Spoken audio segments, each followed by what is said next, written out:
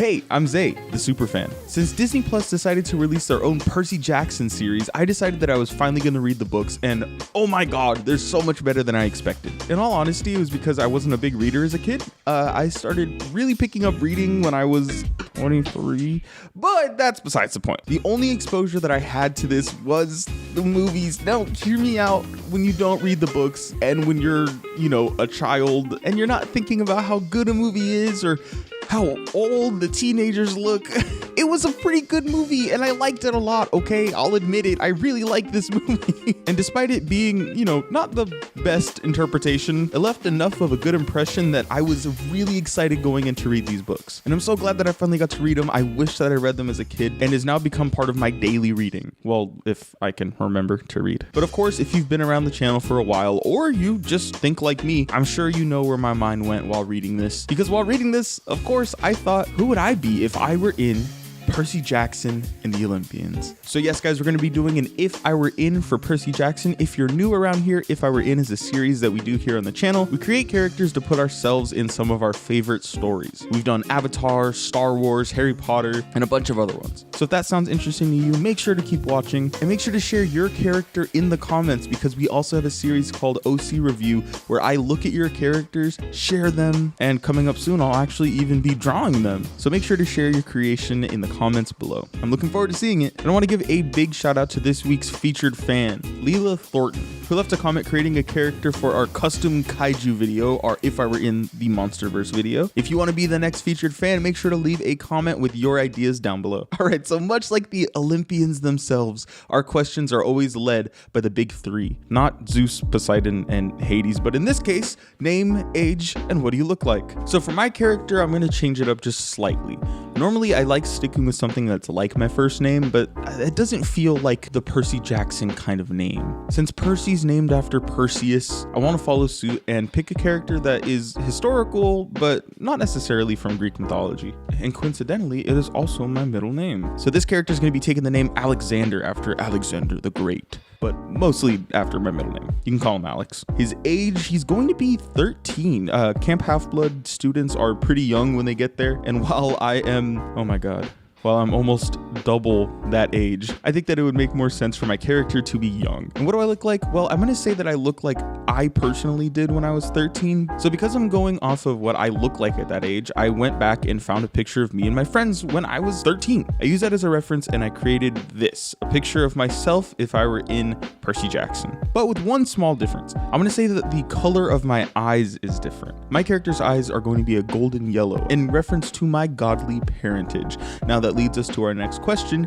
Who is your godly parent? Now let me give a bit of background as to my thought for this. All the gods are incredibly interesting. And when trying to figure out which one would be my parent, I went through and looked at what they're the gods of and what their children can do. And I kind of struggled finding one that fit me. Eventually, what I came to land on though was a god that I used to really love when I was a child. Now, if you've been around the channel for a while, you know that I am a film student. I like writing stories, and that's been my passion for years. But before that, my main passion was music. I even started my YouTube channel by doing covers. When I was a kid, that was my obsession. I learned to play a bunch of different instruments. I was unfortunately the annoying kid that would walk around with an instrument at school. I'm sorry, I didn't know better. We're all cringe, okay? You can't make fun of me.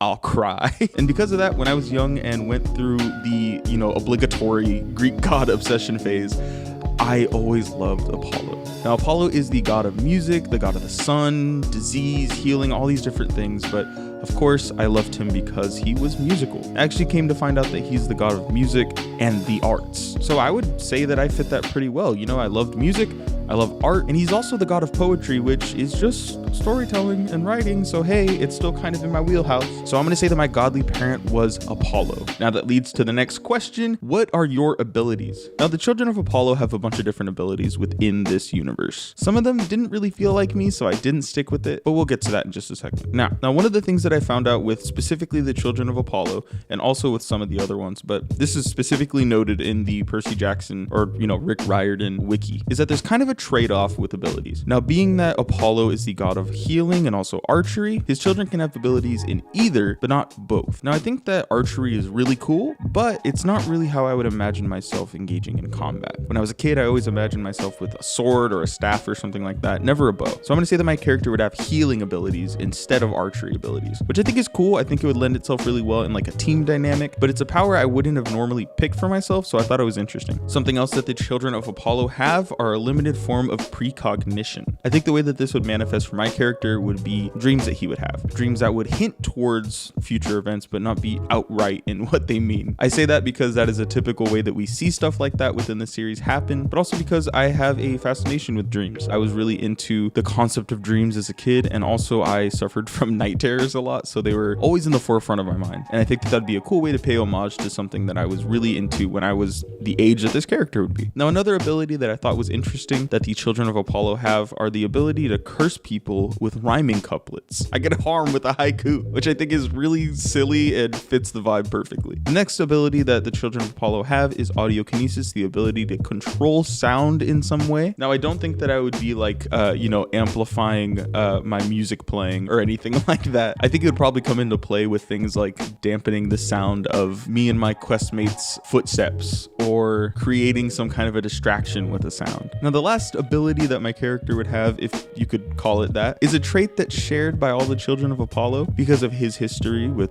certain figureheads regarding snakes. All the children of Apollo have a fear of snakes, and like, yeah, I guess I guess in real life I don't like snakes either. I've been like interested in them, but sure, yeah, I'll have a fear of snakes. Good to give your character flaws. And that covers abilities, so that leads us to our next question. What is your magical item? Now, within the Percy Jackson series, characters often get magic items from their godly parent. Annabeth got her invisibility cap, Clarice got her spear, and Percy got Riptide. Or Anaklusmos, I think it's called. I always just skip over it when I read. You know, now that I think about it, it kind of ruins the tension of any situation. Percy slid across the floor, the chimera staring him down, about to blow him to pieces. He reached in his pocket and uncapped Anakla.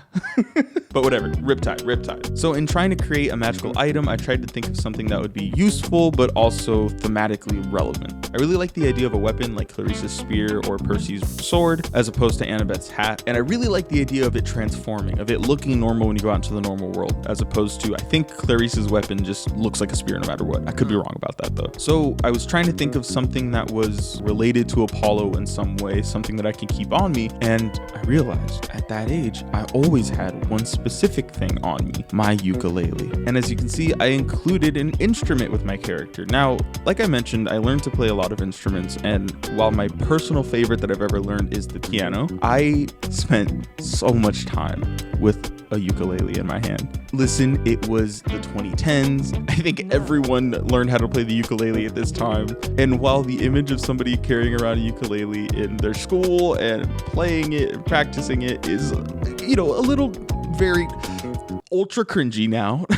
At the time, it was just always on me. So my character is going to carry around his ukulele that can transform into a Greek sword. Now that sounds absolutely absurd. So I tried to create a visual to go along with it, and this is what I came up with. I think you would use the fretboard as the handle, and that the actual body of the ukulele would turn into the sword. Now, if you think it's ridiculous for wood to turn into metal, I'd like to remind you that Anaklusmos turns from a pen into a sword. And if you think that it's ridiculous that it is a sword and not a bow when I'm the child of Apollo, I'd also like to remind you that Anaklusmos Riptide is a sword instead of, like a trident or a fishing pole or something.